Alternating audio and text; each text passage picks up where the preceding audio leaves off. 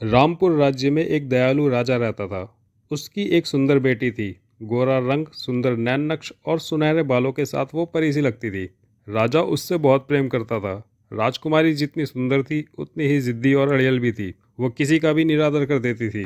वो किसी को भी बुरा भला कह देती थी। राजा उसे बहुत समझाता था, लेकिन वो उनकी बात को अनसुना कर देती थी। इसलिए राजा ने सब कुछ समय के ऊपर छोड़ दिया था। राजकुमारी के 21वें जन्मदिन के दिन राजा ने राजकुमारी को एक सुनहरी गेंद दी और उसे ये हिदायत भी दी कि इस गेंद को कभी मत खोना। राजकुमारी गेंद पाकर बहुत खुश हुई और वो खेलने के लिए नदी किनारे चल दी और गेंद से खेलने लगी। खेलते खेलते अचानक वो गेंद उछलकर नदी के बीचों बीच जा पहुंची। गेंद को नदी के बीच में से निकाल पाना राजकुमारी के लिए असंभव था, इसलिए वो दुखी होकर रोने लगी। तभी वहां पर एक आवाज़ आई। राजकुमारी, क्या हुआ? आप क्यों रो रही हो? राजकुमारी चौंक गई और इधर उधर देखने लगी।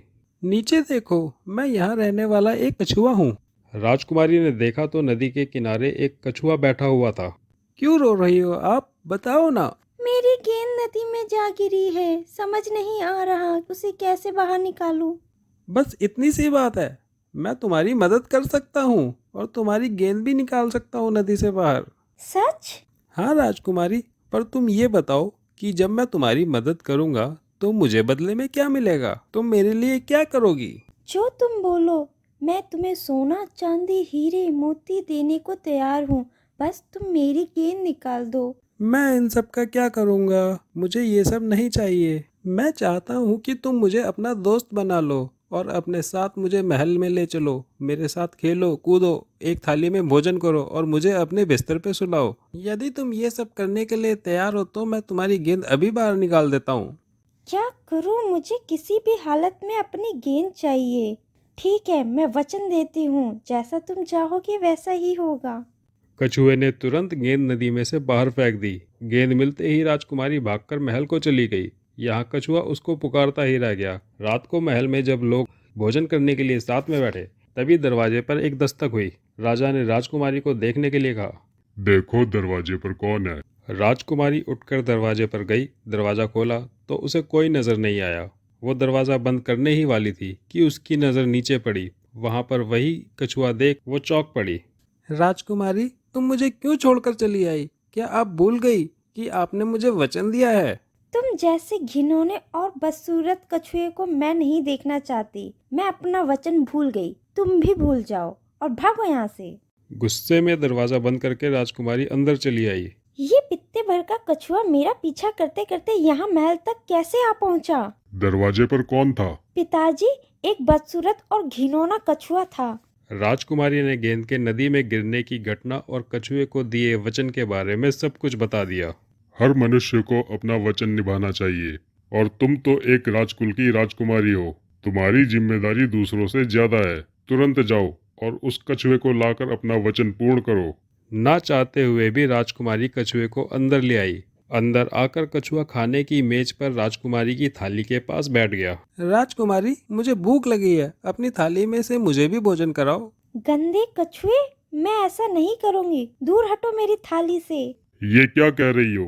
तुम भूल गई तुमने इसे वचन दिया है, इसलिए तुम्हें इसे अपनी थाली में खिलाना ही होगा। जी पिताजी। बेमन से राजकुमारी ने कछुए को अपनी थाली में से भोजन कराया। कछुआ खुश हो गया और भरपेट भोजन खाया। राजकुमारी, मुझे नींद आ रही है। चलो मुझे अपने कमरे में ले चलो। मैं तुम्हारे नरम बिस्तर पर सोऊंगा।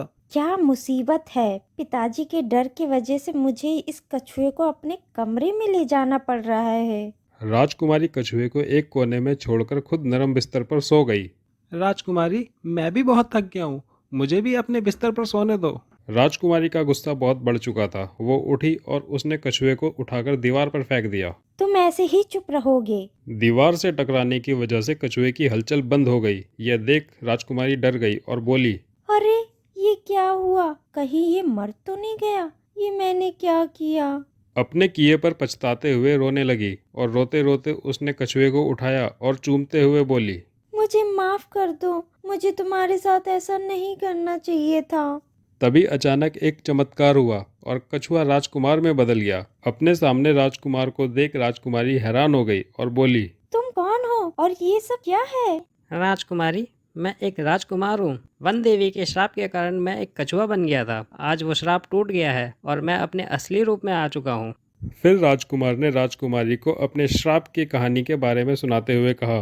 मैं बहुत कठोर स्वभाव का था। मासूम जानवरों का शिकार किया करता था, जिसमें मुझे बहुत आनंद आता था। एक दिन वन में शिकार करते हुए मुझे वन देवी ने रोका। ठहरो राजकुमार, ये शिकार मत करो। शिकार करना पाप है। मैंने उनका निरादर कर दिया। कुमार, तुम्हें अपने आप पर बहुत घमंड है, इसलिए मैं तुम्हें श्राप देती हूँ। तुम मनुष्य से कछुए बन जाओगी। वो जानती थी कि मासूम जानवरों पर क्या गुजरती है, और मैं वह तब समझ सकूंगा जब सांप मगरमच्छ जैसे जीवों के कारण मेरी जान पर बनाएगी। मैं पछताने लगा और क्षमा मांगने लगा। तब वन देवी ने श्राप का एक तोड़ बताया।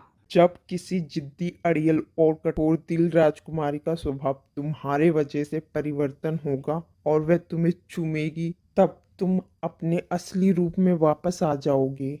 आज तुम्हारा हृदय मेरी वजह से परिवर्तित हो गया और तुमने मेरे लिए आंसू बहाए, मुझे चूमा। मैं अपने असली रूप में आ गया। तुम्हारा बहुत धन्यवाद। आशा है अब तुम ऐसी ही दयालु और विनम्र रहोगी। हाँ राजकुमार, अब मेरी आंखें खुल चुकी है। अब मैं कभी भी किसी का निरादर नहीं करूंगी, हमेशा दयालु बनी रहूंगी। राजकुमार राजकुमारी से प्रेम करने लगा था। क्या तुम मुझसे शादी करोगी? हाँ राजकुमार। राजा रानी के आशीर्वाद से दोनों का विवाह हुआ और दोनों खुशी खुशी रहने लगे। दोस्तों, हमारी कहानी आपको कैसी लगी हमें कमेंट करके ज़रूर बताइएगा और चैनल को लाइक, शेयर और सब्सक्राइब ज़रूर करिएगा। धन्यवाद।